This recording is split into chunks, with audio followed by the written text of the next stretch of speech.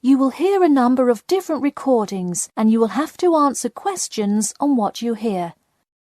There will be time for you to read the instructions and questions, and you will have a chance to check your work.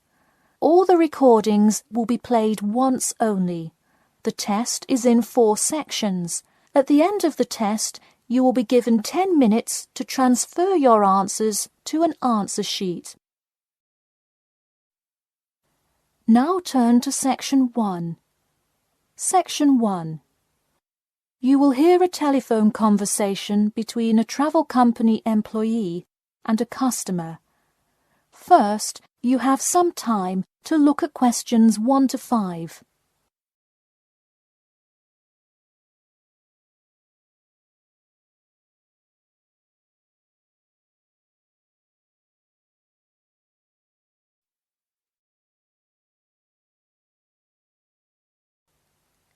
Now we shall begin. You should answer the questions as you listen, because you will not hear the recording a second time. Listen carefully and answer questions 1 to 5. Hello? Hi, good morning. This is Talia from Parrot Bay Travel Agency. Is Robert Goddard there? Yes, speaking. I'm so sorry that I made such an early phone call, and I'm calling to ask a few questions about your most recent vacation. Could I have 5 minutes of your time? Sure thing. Great, thanks. Now, I see here that you visited Melbourne. Was this your first visit to Melbourne? No, I have actually been there twice before. I see. Now, what would you say was your favourite part about Melbourne? Well, I did like seeing the exotic wildlife, and there are great sights to see, but I have to say I was most impressed by the amazing weather. Yeah, the weather there is amazing. Which of the sites listed as part of our official tour did you see? And of those, which was your favourite? First I saw the theatre, which was beautifully designed. It was not nearly as cool as the town hall, though. The building is a huge part of Melbourne's history. Definitely my favourite. I saw the aquarium too, but wasn't too impressed. I see. Yes, people often have great reviews of Town Hall. Now, I would like to ask you about your dining experience. Did you enjoy the food there? Absolutely, I loved it. I'm glad to hear it. Could you tell me a little bit about what you most enjoyed about the food? Being such an international city, I loved the variety. I could find any type of food I wanted, whether I wanted seafood, burgers, or anything else. You name it, and they had it. Did you drive to Melbourne? No, I flew. I thought about going by train, but in the interest of time, I decided to go by plane. Right, I see. Before you hear the rest of the conversation, you have some time to look at questions 6 to 10.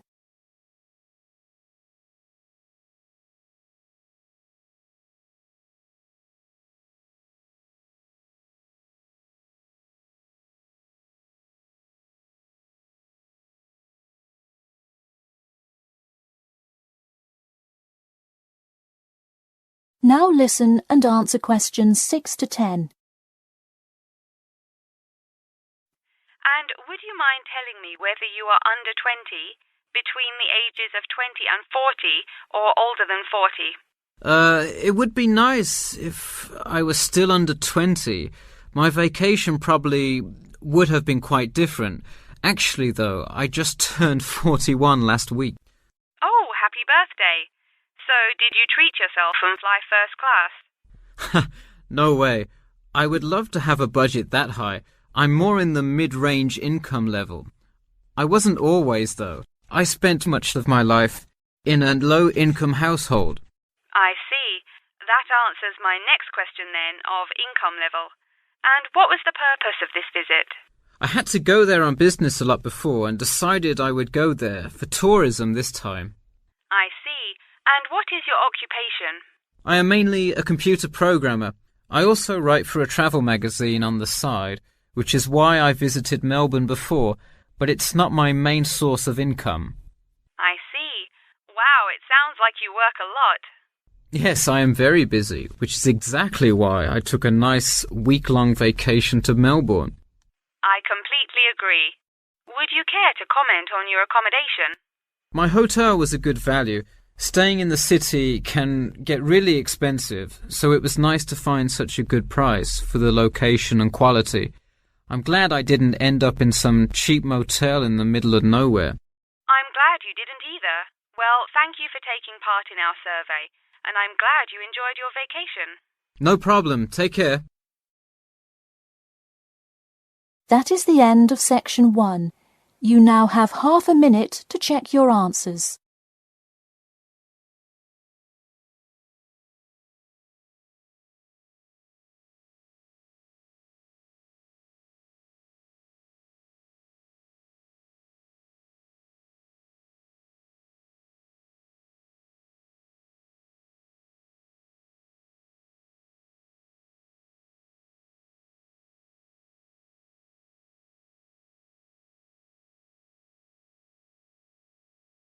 Now turn to Section 2. Section 2. You will hear a talk about the main points of interest and the improvements made in the area. First, you have some time to look at questions 11 to 15.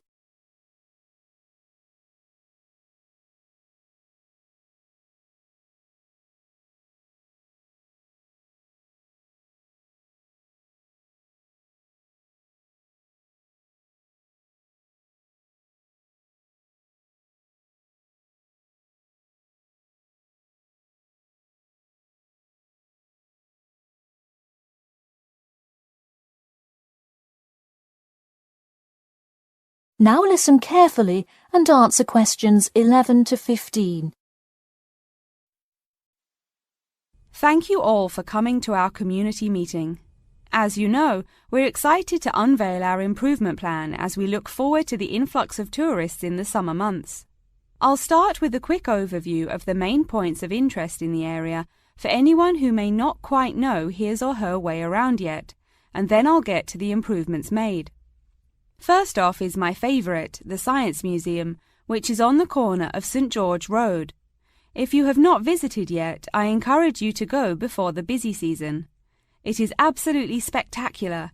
There is even a flight simulator you can try out. Just west of the Science Museum is the National History Museum. It's a sight not to be missed as well, with each floor devoted to a different era in our nation's history. There are special exhibits for children with interactive games and fun history lessons too. If you're looking for parking, it is available on the intersection of Queen Street and South King Street in the car park. Standard hourly and daily rates do apply. The best place for souvenirs is the shopping mall, though it gets extremely busy during peak times. You can get there from the Tube or the entrance on Timber Road, just south of Cornwall Road.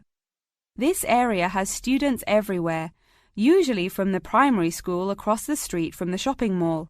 Classes often take field trips and engage in guided tours through the area. So that's the overview of the main sites, and hopefully by now I've given you a general idea of the area. Before you hear the rest of the talk, you have some time to look at questions 16 to 20.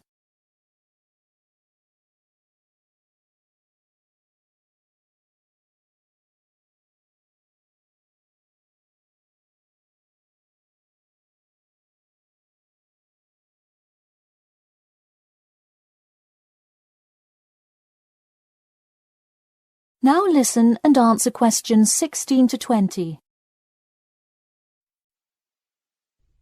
Now I'm going to outline the improvements we have made in our efforts to make the experience even better for each and every one of our visitors. You probably noticed when you first drove into the car park this morning that there is now additional signage to help avoid confusion. The directions were not entirely clear at first, so we have increased the number of one-way signs indicating the correct direction of traffic flow.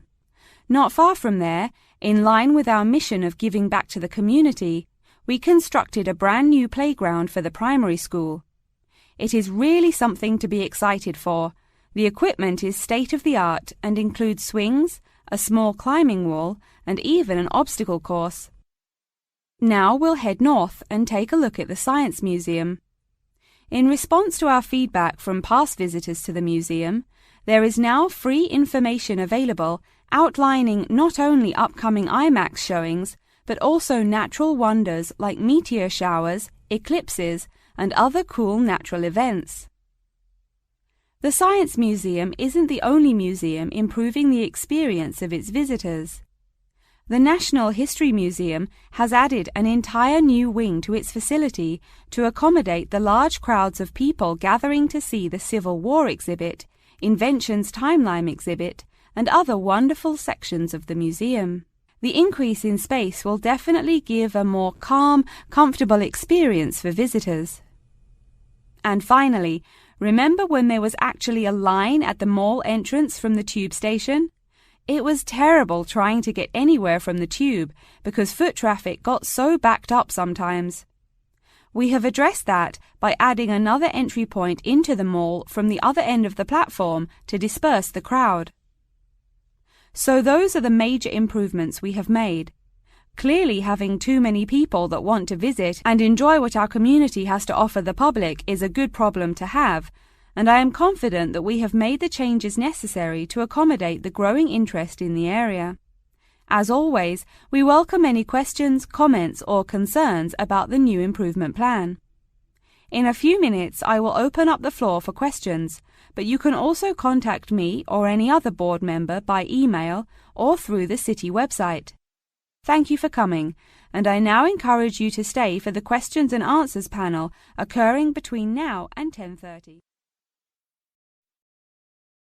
That is the end of section 2. You now have half a minute to check your answers.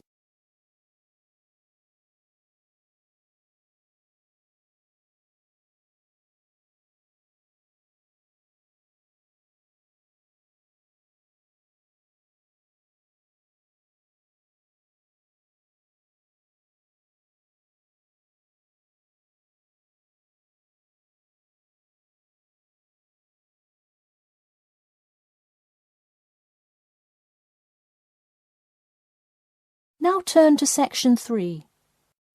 Section 3. You will hear two students called Jane and Mark talking to their tutor about the project assignments for their senior thesis. First, you have some time to look at questions 21 to 23.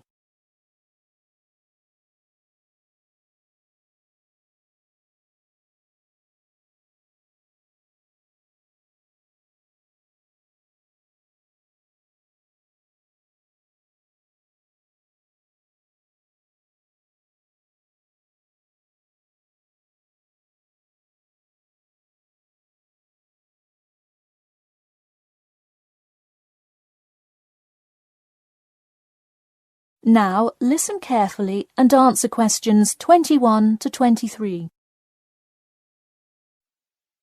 So, you were both given your project assignments for your senior thesis today, right? Yes, and we already have to submit our topics next week. But how could they give us a grade this soon? No, next week's due date will not be counted towards your final grade. The teachers are just going to read your topic and give you feedback. Oh, I see. So first we should come up with our topics, and then what? Well, once you know what you want to study, you need to think about how you'll study it. You need to decide on your research methods. The methods will be the main part of your paper. What about the results section? Well, I can give you feedback on that, but you will be the one carrying out an experiment, and thus will have to produce the results on your own. What I would like to do today is practice writing research papers before you even begin your report. I'll give you samples of old data from past experience, and you can practice writing results and drawing conclusions. I think that would be really helpful. Yeah, it sounds like a lot of extra work, but I'm sure it would make our actual project easier. You're exactly right. So let's get started. First, let's try this simple experiment on fruit flies. Read the information and then take 25 minutes to summarize a results and conclusion section. That's really important. Pay attention to the time limit. Okay, does it still have to be 6,000 words? No, don't worry about that. What if we get off topic? I wouldn't worry too much. You'll have so much information to write about that it should be easy to stay on topic. Before you hear the rest of the talk, you have some time to look at questions 24 to 30.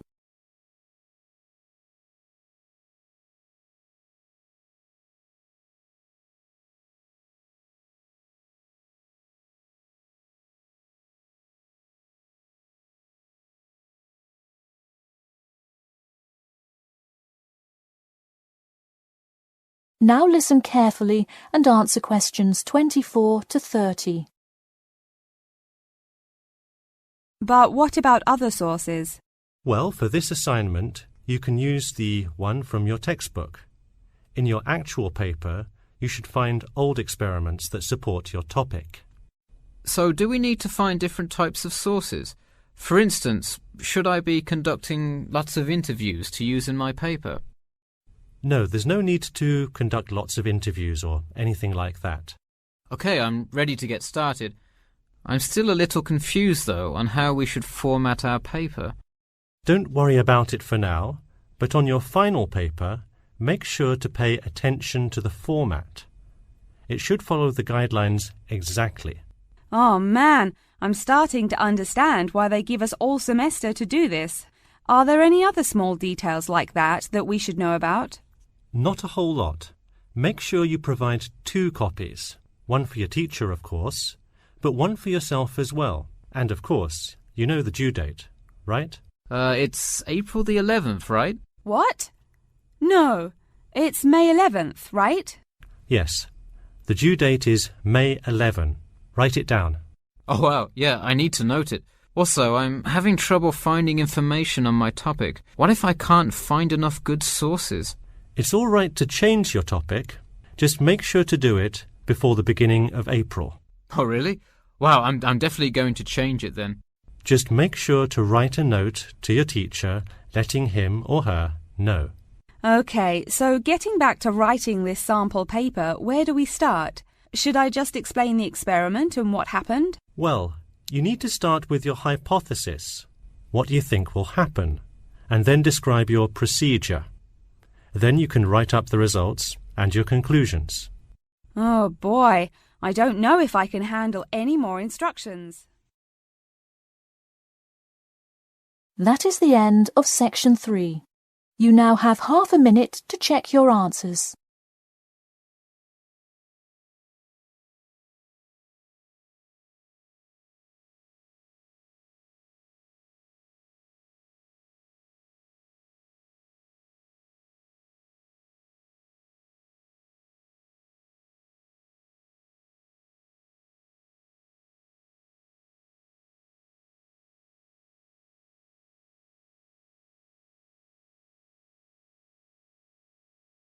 Now turn to section 4. Section 4. You will hear part of a lecture about factors you should consider when creating advertising materials and the effects they can have on your product sales. First, you have some time to look at questions 31 to 40.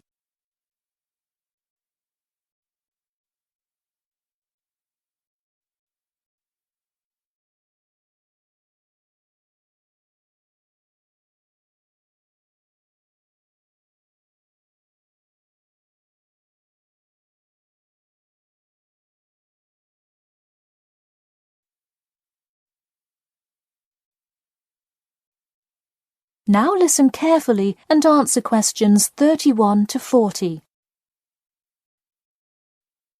Hello class, and welcome back to Marketing Strategies. This week I will expand upon last week's lecture by talking about factors you should consider when creating advertising materials and the effects they can have on your product sales. Lesson 1.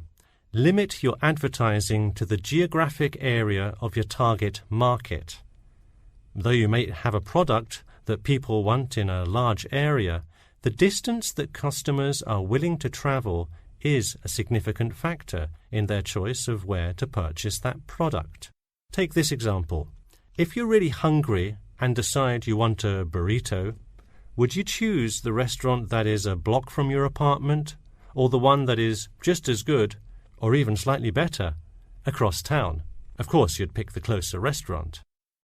Next, there's the method of communication to your target market. How do you decide among radio ads, TV commercials, flyers, or even word of mouth? While we often think of the visual presentation of ads, there's much more to advertising than the look. Studies show that consumers are much more likely to remember advertising slogans if there's also a sound plate.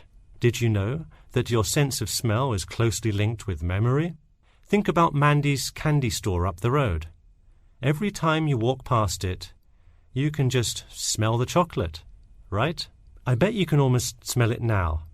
Just mentioning the name brings about the smell memory and, in turn, a chocolate craving.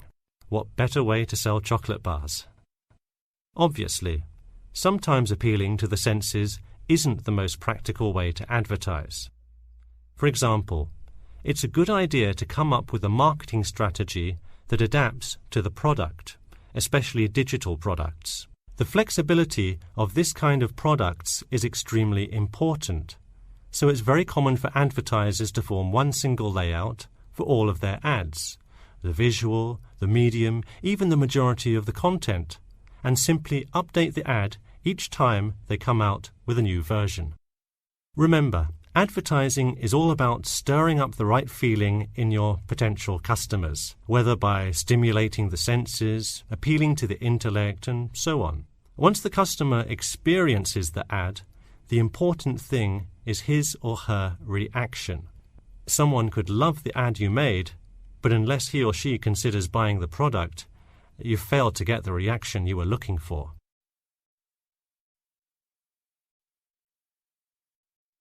So once you have successfully reached your target customer, and you have his or her business, often you'll want to expand to a larger market. More often than not, the same marketing strategies you used in your small campaign may not work for a larger audience.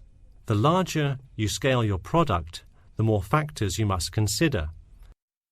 For instance, Apple operates worldwide, so they must tailor their advertising for each market they enter. Often you'll see Apple ads on international flights that appear not only in English, which is the lingua franca of most regions, but also in the native languages of the majority of passengers. I travelled to Russia last week, and it was really interesting to see the same Nike ad that I've seen 100 times, except this time it was in Russian. Okay, going back to the medium of the advertisement, even after choosing to create print ads instead of radio announcements, television commercials, etc., there is more to consider. If you print your ad in a newspaper, it will be read by a far different audience than if you print your ad in a popular magazine. Would you put an ad for the new Justin Bieber album in a newspaper? Probably not, because that product is most suitable for youths. Let's face it, do you know anyone under the age of 25 that buys a newspaper? No. Now let's try a few strategy exercises. Imagine you're a company that is aiming to improve the environment by making products that reduce human waste. How would you advertise your product? Clearly it would send the wrong message if you put up flyers or other materials that cause lots of waste paper. Consider instead putting commercials on the Health Channel or buying ad space on websites like UNESCO. Or here's another example. What is one great place to advertise suntan lotion? How about a swimming pool? It has the exact group of people that need the product. All right, one last thing. Let's say you're filming a commercial for a water filter pitcher. What would be good scenery to use for the background? Think about somewhere calm and relaxing with clean, fresh water. Can't you see how much more effective a commercial with the beautiful scenery and flowing rivers of a national park would be than, say, water dripping from a tap?